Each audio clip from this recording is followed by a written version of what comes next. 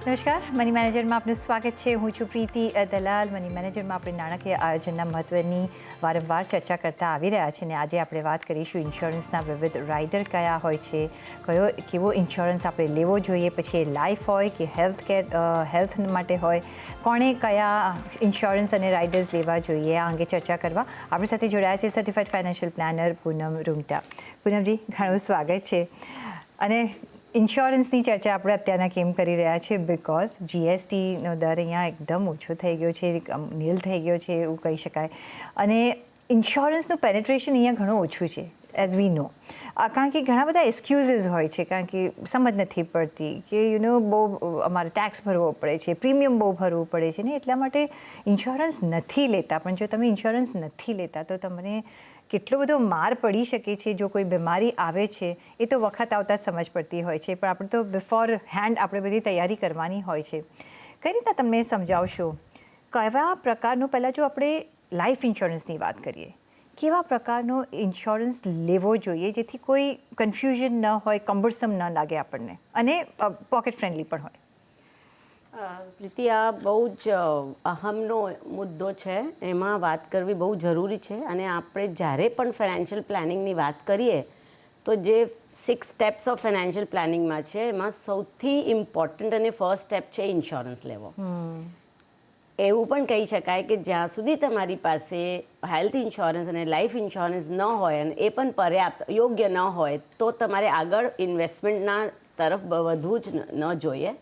Insurance એટલી જ important છે જેટલું કે તમે ધારો કે તમે કારની વાત કરીએ, આપણે કાર લઈએ અને એઝ પર લો એમાં કમ્પલસરી છે તમારે ઇન્સ્યોરન્સ લેવો, તો બધા લે જ છે એને.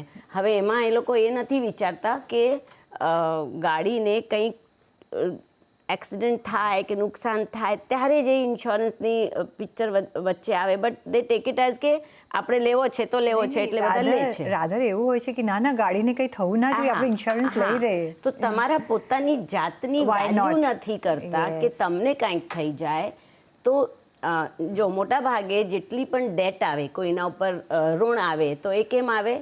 એમરજન્સી પર આવે. અને એ એમરજન્સી મોસ્ટલી હેલ્થ રિલેટેડ હોય. ઘરમાં કોઈ માંદું પડી ગયું, કે પોતાને કંઈક થઈ ગયું હોય, કે હોસ્પિટલાઇઝેશન, કંઈક ડેન્ગ્યુ થઈ ગઈ. આજકાલ નાની બીમારીઓમાં મોટો ખર્ચો આવે. એમાં તમે કામ કરી નથી શકતા, ઓફિસે જઈ નથી શકતા, તમારી હોલિડેના પૈસા કપાય અને સાથે હોસ્પિટલનું બિલ આવે, અને એમાં પછી તમે લોન લો તો તમે રિકવર થવામાં પણ તમને ટાઈમ લાગે અને તમે મેન્ટલી પણ સ્ટ્રેસમાં આવો. તો હેલ્થ ઇન્સ્યોરન્સ અને લાઈફ ઇન્સ્યોરન્સ લેવું is the first very important step of financial planning. એના સિવાય આગળ વધવું જ ન જોઈએ. અને એની તમે બધી એ કરી લો, પ્રીમિયમ ભરવાની જે પણ તમારી લોડ છે તમે લઈ લો તમારે, પછી આગળ વધવાનું. તો મને લાગે છે કે એઝ યુ ટર્ન 18, કાં તો તમે કમાવતા થઈ જાઓ, એ દિવસે પહેલો સ્ટેપ હોવો જોઈએ એ ઇન્સ્યોરન્સ લેવાનો, અને એ પણ પર્યાપ્ત એટલે યોગ્ય. આમ નહીં કે તમે અંડર ઇન્સ્યોરન્સ, કે બહુ બધા લોકો આમ કહેતા હા મારી પાસે છે ઇન્સ્યોરન્સ, અને આપણે પૂછવા જઈએ કે વર્ષના તો તમે 20 લાખ કમાવો છો અને ઇન્સ્યોરન્સ હશે 2 લાખની, તો મેન્ટલી એમને લાગે કે મારી પાસે તો છે ઇન્સ્યોરન્સ. પણ ઇન્સ્યોરન્સનો કોન્સેપ્ટ સમજવો બહુ જરૂરી છે પ્રીતિ અહીંયા. કારણ કે વોટ ઇઝ ઇન્સ્યોરન્સ? ઇન્સ્યોરન્સ તમે ના હો એવી પરિસ્થિતિમાં તમારી ફાઇનાન્શિયલ જે નીડ ફેમિલીની છે એ પૂરી કરે છે. તો ફેમિલીની સિક્યોરિટી માટે ઇન્સ્યોરન્સ લેવું બહુ જ જરૂરી છે, અને એના સિવાય તમે ઇન્વેસ્ટમેન્ટ આગળ કરી ન શકો. અને હવે તમે જે વાત કરી, જીએસટી પણ કપાઈ ગઈ છે. હવે 18% ઓછું પ્રીમિયમ હવે પડે છે. ધારો કે પહેલાં 10,000 તમને પ્રીમિયમ આવતું હોત તમારા માટે, તો એનું હવે 8,200 જ આવે છે. 18% સીધા વચ્ચે છે. હવે તમે વાત કરો છો કે કેવી ઇન્સ્યોરન્સ લેવી જોઈએ, તો સ્ટાર્ટ ઓફ માટે term insurance is very important. અને એ પણ જેટલી તમે અર્ન કરો છો, suppose you are 25 years old, અને તમારી ઇન્કમ વર્ષની જે હોય એનું 25 ટાઈમ્સ. ઓકે, ઠીક છે. તમે 10 લાખ વર્ષના કમાવતા હોય તો તમે 2.5 કરોડની ઇન્સ્યોરન્સ લેવી જરૂરી છે. બિકોઝ એ 2.5 કરોડ તમારી ફેમિલીમાં આખા તમારા વર્કિંગ યર્સની ઇન્કમને રિપ્લેસ કરી શકે એવી એની તાકાત હોવી જોઈએ. અને જેમ જેમ તમારી ઇન્કમ વધે એવી રીતે તમારે વધારવા જ જોઈએ, સો દેટ. અને પ્લસ તમને એ પણ ઇન્ટુ અકાઉન્ટ લેવું પડે કે તમે તમારા ઉપર લોન કેટલા છે. C when you start young તમે બહુ બધા ગુડ લોન્સ જેમ કે હાઉસિંગ લોન લો, તમે ગાડી લો એ લોન પર લો, એ જરૂરી છે લેવાનું. તો એની રિપ્લેસમેન્ટમાં ઇન્સ્યોરન્સ હોવી જરૂરી છે કે ખુદાના ખાસ્તા કાલે કંઈક તમને થઈ જાય તો ફેમિલીને એ ઘર અને ગાડીથી તમે તો જાઓ જ, સાથે ઘર અને ગાડી પણ જતું રહે તો ફેમિલી માટે it becomes all the more difficult to cope up situation સાથે.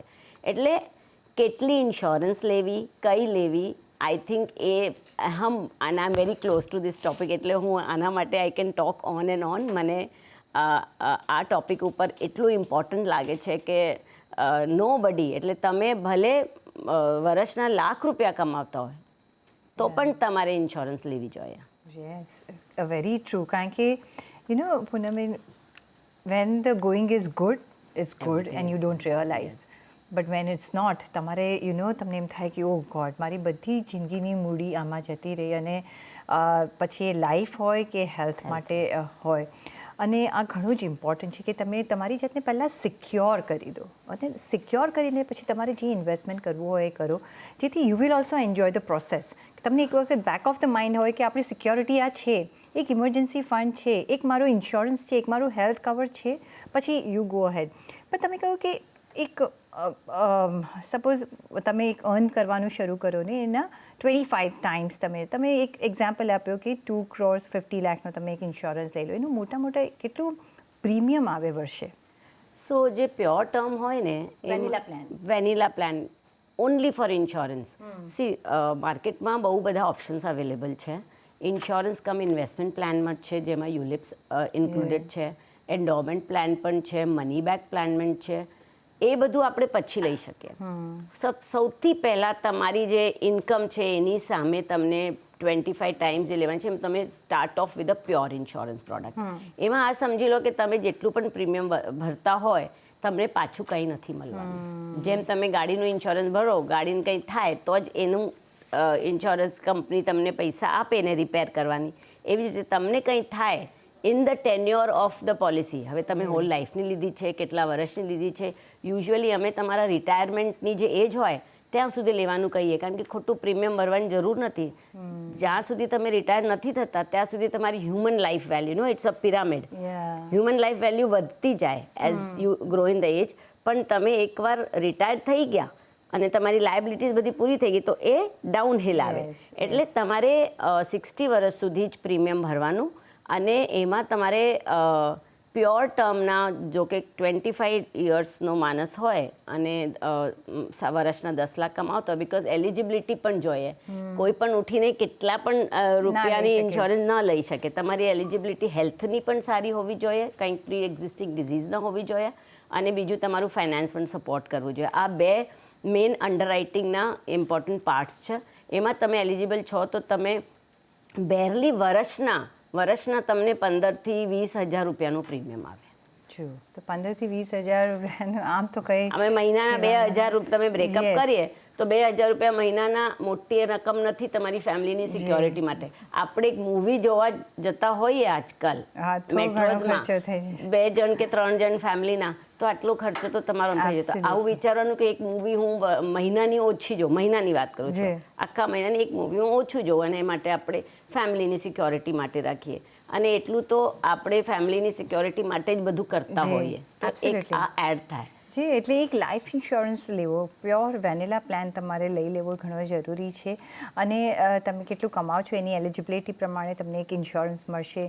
પ્રી એક્ઝિસ્ટિંગ કોઈ ડિઝીઝ ન હોવું જોઈએ.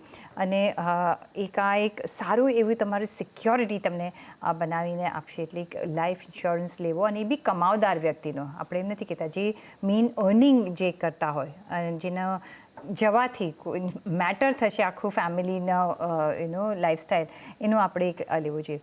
બીજી બાજુ છે એક health policy, right? Health cover. હવે હેલ્થ કવર ની વધારે ઇમ્પોર્ટન્સ આપણે સમજ્યા જ્યારે પેન્ડેમિક આવ્યું, રાઈટ?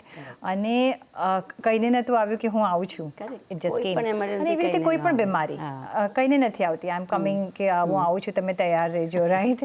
કઈ રીતના તમારો હેલ્થ કવર તમારે લેવો જોઈએ, અને કેટલો ઇમ્પોર્ટન્ટ છે seeing the cost, medical cost જે રીતના વધી રહ્યો છે અત્યારના? સો પ્રીતિબેન, બિફોર આ વાત કરીએ એના પહેલાં હું આ બાબતમાં લાઈફ અને હેલ્થ માટે એક વાત કહું, જે પણ તમે ઇન્સ્યોરન્સ લેવા જાઓ તમને કોઈ પણ કે ફોર્મમાં શું ભરવું છે તમારે બરાબર ધ્યાન રાખવું છે. કોઈ પણ ડિટેલ તમારી મિસરિપ્રેઝેન્ટ નહીં કરવાની, તમારી સાથે કંઈ ફેક્ટ્સને બરાબર રિપ્રેઝેન્ટ કરવાનું. તમે સિગરેટ પીતા હોય તો લખવાનું, તમે ડ્રિંક કરતા હોય આલ્કોહોલ તો લખવાનું, તમારું બોડી વેઇટ બરાબર હોય એ લખવાનું. કારણ કે કોઈ પણ ફેક્ટ્સ તમે ન બરાબર ડિક્લેર કરો તો તમારું જે મેઇન રીઝન છે ઇન્સ્યોરન્સ લેવાનો, પછી તમારી ફેમિલીને ન મળે પૈસા એવી સિચ્યુએશન ન આવી જોઈએ. ભલે કંપનીનું અંડરરાઇટર ડૉક્ટર્સ બધા એક્ઝામિન કરે તમારા મેડિકલ ટેસ્ટ, અને એમાં કંઈક પણ આવે તો લોડિંગ કરીને તમે આપે તો તમારે હસતા હસતા લેવાનું. એમાં વિચાર નહીં કરવાનું કે હું એક્સ્ટ્રા પ્રીમિયમ નહીં ભરું. સો એ વાત ધ્યાનમાં રાખવાની બહુ જરૂરી છે. ભલે હેલ્થ હોય કે લાઈફ હોય, તમારે બધા ફેક્ટ્સ અને તમારા માટે જે પણ તમારી હેલ્થ સાચે પ્રી એક્ઝિસ્ટિંગ હોય કે તમે કંઈ પણ હોય એ લખવાની. કંઈ એક્સિડન્ટ થયું હોય, પહેલાંની કંઈક ઓપરેશન થયું હોય, એ બધું ડિક્લેર કરવું બહુ જરૂરી છે. Never forget that. યસ, તો એક ફેક્ટ્સ આપશો તો જ તમને એક સારું ઇન્સ્યોરન્સ પોલિસી મળશે. કંઈ છુપાવવાનું નહીં, કારણ કે પછી જો છુપાવેલું આગળ આવે છે ને ખબર પડે છે કે આ પ્રી એક્ઝિસ્ટિંગ હતું તો તમારું આખું ઇન્સ્યોરન્સ તમને કોઈ ક્લેમ્સ નહીં મળે, યુ નો. અને એ તમને અને પછી કંપનીનું નામ એમાં ખરાબ થાય કે આ કંપની બરાબર ક્લેમ નથી આપતી અને આ હેરાન કરે છે, આવું બધું આવે. પણ તમે જ બરાબર બધું ન લખ્યું, અને જે વેચવા આવે છે મેની ઓફ ધ ટાઈમ્સ એ એ લોકોને પોતાને ખબર નથી હોતી, ના ખબર ના હોય, એટલે એ લોકો પ્રોપર ગાઈડન્સ નથી આપી શકતા. અને એ ગાઈડન્સનો અભાવ છે, એટલે આપણે insurance penetration one of the reason છે કે ઓછું અત્યારના ભારતમાં છે. પુનઃજી, before we go on to riders, health cover કેવો લેવો જોઈએ, કઈ રીતના એક શું એમાં પોઈન્ટ્સ જોવા જોઈએ van you R buying a health cover? જો સૌથી પહેલાં તો હેલ્થ કવર લો ત્યારે આપણે ફેક્ટ્સ બધા ડિક્લેર કરવાના છે, એ તો વાત યાદ જ રાખવાની છે. બીજું તમારે એ જોવાનું છે કે એમાં કેપિંગ શું છે. તમે હોસ્પિટલાઇઝ થાઓ અને રૂમનું જો ઘણીવાર એવી પોલિસી આવી જાય છે કે કેપિંગ હોય કે તમારી જે રૂમની કોસ્ટ છે એ એમાં કવર નથી થતી, તો પછી આપણે પોતાના પૈસા આપવા પડે. તો રૂમ કેપિંગ કેટલી છે, વેઇટિંગ પીરિયડ કેટલો છે. એટલે ઘણી બધી કંપનીઓમાં જુદી જુદી વેઇટિંગ પીરિયડ હોય છે ઘણી ડિઝીઝની. એક્સિડન્ટ હોય તો કંઈ નથી, પણ ફોર સર્ટન ડિઝીઝીસ 1 વર્ષની 2 વર્ષની એવી રીતે વેઇટિંગ પીરિયડ શું છે એ જોવાનું. પછી આપણે જોવાનું કે બિંગ અ વુમન, કોઈ વુમન છે તો એમાં મેટર્નિટી કવર છે કે નહીં, કે ન્યૂબોર્નનું કવર. મેટર્નિટી અને ન્યૂબોર્નનું જુદું જુદું હોય, એમાં એ કવર અવેલેબલ હોય તો લેવાનું. એ પોલિસીમાં ક્રિટિકલ ઇલનેસ રાઇડર છે કે નહીં, તમે લઈ શકો. ઇટ્સ અ રાઇડર, પણ તમે ચૂઝ કરીને લો તો સારું રહે. પછી આજકાલ વેરી પોપ્યુલર છે રીસ્ટોર બેનિફિટ. ધારો કે મેં 5 લાખની પોલિસી ઓપ્ટ કરી છે અને એમાં in a policy year 5 lakh પૂરા થઈ ગયા, તો કંપની એમાં રીસ્ટોર બેનિફિટ આપે કે તમારા 5 લાખ પૂરી થઈ જાય ઇન અ પોલિસી યર. કારણ કે એવરી યર રિન્યુ હોય હેલ્થ પોલિસી. એ જ પોલિસીમાં હું એક બીજા 5 લાખ રીસ્ટોર કરી આપું તમને, એડ ઓન કરી દઉં. દેટ્સ ઇનબિલ્ટ પણ હોય ઘણી પોલિસીમાં. તો રીસ્ટોર પોલિસી તમે ટોપઅપ કહો છો, સોરી ટોપઅપ એ ટોપઅપ જુદું, રીસ્ટોર જુદું. Okay fine. ઓકે, ટોપઅપ જુદું, રીસ્ટોર જુદું, રીઇન્સ્ટેટમેન્ટ જુદું. એમાં ઘણી બધી. What is the difference between restore અને ટોપઅપ? સો ટોપઅપ છે ને એમાં ડિડક્ટેબલ હોય. ઓલરાઇટ. કે તમે એક પોલિસી બેઝ લો અને એક ટોપઅપ પોલિસી લો. બેઝ પોલિસી તમારી 5 લાખની હોય ફોર એક્ઝામ્પલ, અને ટોપઅપ 20 લાખની હોય વિથ અ ડિડક્ટેબલ ઓફ 5 લાખ. તો અમે એવી રીતે એને પોઝિશન કરીએ કે તમારી જે ફર્સ્ટ 5 લાખનો ખર્ચો આ બેઝ પોલિસી આપશે અને એના પછીનું 20 લાખ તમને ટોપઅપ આપશે. તો ટોટલ તમે 25 લાખ સુધી કવર્ડ છે. This is a top-up plan. હવે રીસ્ટોરમાં તમે એક જ પોલિસી લો 5 લાખની, અને એ તમને 10 લાખનો કવર આપે. 5 લાખ પૂરા થઈ જાય અને એના ઉપર 5 લાખનું રીસ્ટોર કરી આપે. અને હવે જે નવી પોલિસીઝ છે એ 5 લાખનું તમે 3 ટાઈમ્સ 4 ટાઈમ્સ પણ રીસ્ટોર કરી આપે, તો તમને ટોપઅપની જરૂર નથી. So use as you go. Okay, તો આ મને ખબર નથી એટલે મેં સમજવાની કોશિશ કરી. યસ, તો એટલે એક બેઝિક તમારે લઈ શકો તમે એક પ્લાન, અને જે તમને કઈ રીતના કેશલેસ છે કે નહીં, શું એમાં ઇન્ક્લુડેડ છે, કેટલું કેપિંગ છે રૂમમાં, શું ઇન્ક્લુડ થશે, શું ઇન્ક્લુડ નહીં થાય, કઈ બીમારી થશે, કઈ બીમારી નહીં થાય, આ બધું જોઈને પછી રાઇડર્સ તમે એક વખત કહ્યું કે તમે રાઇડર એડ કરી શકો છો. સપોઝ તમારી બેઝિક પોલિસી હોય અને પછી એમાં તમે ક્રિટિકલ કે જે પણ તમારે એડ કરવું એ કઈ રીતના તમે કરી શકો? તો લાઈફ ઇન્સ્યોરન્સ અને હેલ્થ ઇન્સ્યોરન્સ બેઉમાં તમને રાઇડરની સુવિધા છે, એ તમને ખબર હોવી જોઈએ બરાબર. ફોર એક્ઝામ્પલ, તમે માર્કેટમાં પિઝા ખાવા ગયા છો અને એક માર્ગરીટા સિમ્પલ પ્લેન વનીલા પિઝા તમને આપ્યું છે અને તમારી ઈચ્છા થાય કે મને ટોપિંગ જોઈએ, મને કોર્ન જોઈએ, વેજીટેબલ જોઈએ, અને તમારી ઈચ્છા છે તમે જેટલા પણ ટોપિંગ્સ તમને ભાવે, તમને ગમે એ તમે એક જ પિઝા પર બધું લઈ લો, પણ એની સાથે એની કોસ્ટ વધે અને તમને મે બી ટેસ્ટનું ભાવે નહીં ભાવે. So it is upon you. Riders base policy સાથે બધી સાથે અવેલેબલ છે. આપણે લાઈફ ઇન્સ્યોરન્સની વાત કરીએ તો પોપ્યુલર 6 તરહના રાઇડર છે. એમાં ટર્મ રાઇડર લઈ શકો, ક્રિટિકલ ઇલનેસ રાઇડર લઈ શકો, પર્સનલ એક્સિડન્ટ રાઇડર લઈ શકો, તમે પ્રીમિયમ વેવર કરીને very popular rider for minor, જે નાના છોકરાઓની ઇન્સ્યોરન્સ આપણે લેતા હોઈએ એમાં પ્રીમિયમ વેવર રાઇડર છે, કારણ કે પોલિસીનું પ્રીમિયમ તો માતા પિતા ભરવાના હોય અને એમને કંઈક થઈ જાય ફોર એક્ઝામ્પલ, તો છોકરો તો નથી, માઇનર ચાઇલ્ડ કેનોટ પેના, તો એના માટે એક પ્રીમિયમ વેવર રાઇડર છે. અને એક છે પરમનન્ટ ડિઝેબિલિટીનું રાઇડર. તમને કોઈ જાતની પરમનન્ટ ડિઝેબિલિટી થઈ જાય તો તમારી પ્રીમિયમ વેવ ઓફ થઈ જાય અને કંપની તમને રેગ્યુલર ઇન્કમ તરીકે રિટર્ન્સ આપે. સો દેર આર આમ છે બહુ બધા રાઇડર્સ. તમારી પાસે ઇન્સ્યોરન્સ છે જ નહીં અને તમે બધું કવર કરવા જાઓ. ઇન્સ્યોરન્સ અને ફાઇનાન્શિયલ પ્લાનિંગ એક છત્રી જેવું છે. તમારી છત્રી ચારે તરફથી બરાબર ન હોય, એક તરફથી વાંકી ચૂકી હોય તો તમે તો રેનમાં ભીના થઈ જવાના. તો એટલે એ સિક્યોર થવાની. તો વેન યુ સ્ટાર્ટ અને તમારી પાસે લિમિટેડ બજેટ હોય તો તમે રાઇડરવાળી પોલિસી લઈ લેવાની, એમાં બધું કવર થઈ જાય. પણ ધીરે ધીરે જેમ તમે આગળ વધો તો સ્ટેન્ડ લોન લેવાની, કારણ કે રાઇડર સાથે લેવામાં લિમિટેશન્સ છે અને એના જે પણ સાઈડ માઇનસ પોઈન્ટ છે એ છે. તો બટ ફોર અ સ્ટાર્ટ તમે રાઇડર લઈ શકો. એવી જ રીતે તમે હેલ્થ ઇન્સ્યોરન્સ લો, એમાં પણ તમે ક્રિટિકલ ઇલનેસ રાઇડર લઈ લો. Critical illness is a very different concept than the insurance. આપણે કોઈક દિવસ એના માટે સ્પેશિયલી વાત કરશું, બિકોઝ એના માટે વાત કરવા જઈએ તો આખો સમય એમાં જતો રહેશે. પછી એક્સિડન્ટ રાઇડર, કે એક્સિડન્ટથી કંઈ થઈ જાય તો એના જે ઇફેક્ટ્સ આવે એને કેવી રીતે ડીલ કરવું. બિકોઝ તમે એક્સિડન્ટ થાય તો તમે કામે નહીં જઈ શકો તો તમારું સેલરી લોસ થાય, which will replaced by the insurance company. તમે હોસ્પિટલાઇઝ થાઓ ત્યારે તમારી સેલરી બંધ થઈ જાય. તો એવી રીતે પર્સનલ એક્સિડન્ટનું તમે રાઇડર લઈ શકો. તો યુ કેન સી કે તમને કેવું જોઈએ અને એમાં પછી તમે થોડું ઘણું એક્સ્ટ્રા પ્રીમિયમ પે કરવાની એ હિંમત રાખવાની, અને પછી તમે જ જોજો કેટલું તમને સિક્યોર ફીલ થાય. એબ્સોલ્યુટલી. એટલે પહેલાં તો તમે એક બેઝિક તમે પોલિસી આપણે લેવી જોઈએ ને પછી આ તમારા રાઇડર્સ તમને એને ઓફકોર્સ એક એક્સ્ટ્રા કોસ્ટ જરૂરથી આવશે. I forgot to tell you પ્રીતિબેન, કે આમાં તમે જ્યારે હેલ્થ ઇન્સ્યોરન્સ લો and when you are starting તો આખી ફેમિલીનું ફ્લોટિંગ પ્લાન લઈશ. Yes, absolutely. હું એના પર જ આવવાની હતી, કારણ કે પહેલાં શું થાય કે ઇન્ડિવિજ્યુઅલ પોલિસી લેવાનું તમારી ક્ષમતા ન હોય કે તમે યંગ છો તો પહેલાં ફેમિલી ફ્લોટરથી શરૂઆત કરો. આમાં જો તમારા એજડ પેરેન્ટ્સ હોય તો એને નહીં લો, એના માટે જુદી લઈ લો. એલિજિબલ પણ એના માટે જુદી લઈ લો, ઇન ધ સેન્સ કે સપોઝ આપણે 30 વર્ષના હોય ને એ લોકો 50-60 વર્ષના હોય તો એના માટે એક સેપરેટ લેવી જરૂરી બને છે, જેથી it's safer for both the parties. કઈ રીતના એક બેઝિક આપણે હેલ્થ પ્લાન લેવો હોય તો કેટલા રૂપિયાથી આપણે શરૂઆત કરવી જોઈએ? જો હવે છે ને, પહેલાં તો આપણે 50,000ની પણ ઇન્સ્યોરન્સ મળતી હતી. હવે 50,000માં કોઈ ઇલાજ થતો નથી. સો મિનિમમ આજકાલ જે સારી કંપનીઝ જે ક્લેમ્સમાં સારી છે, જેમ HDFC અર્ગો થઈ ગઈ કે બજાજ થઈ ગઈ, આદિત્ય બિરલા થઈ ગઈ, એ બધાની સ્ટાર્ટિંગ જ 3 લાખ રૂપિયા છે. તો યુ સ્ટાર્ટ વિથ 3 લાખ. એમાં તમે અને તમારી ફેમિલી બધાને તમે ઇન્ક્લુડ કરી શકો અને એમાં તમે રીસ્ટોર બેનિફિટ વાળી લો. તો એ તમે ઇફ યુ આર જેમ કે 25 થી 30 વર્ષના હોય, યંગ ફેમિલી હોય, તો વર્ષના 15,000 રૂપિયામાં તો બધું થઈ જાય. 3 લાખની પોલિસી. તો સ્ટાર્ટ વિથ 3 લાખની પોલિસી ને 15,000 રૂપિયા એક વર્ષનું તમારે પ્રીમિયમ ભરવું પડે ને પછી તમે એમાં ટોપઅપ કરી શકો છો.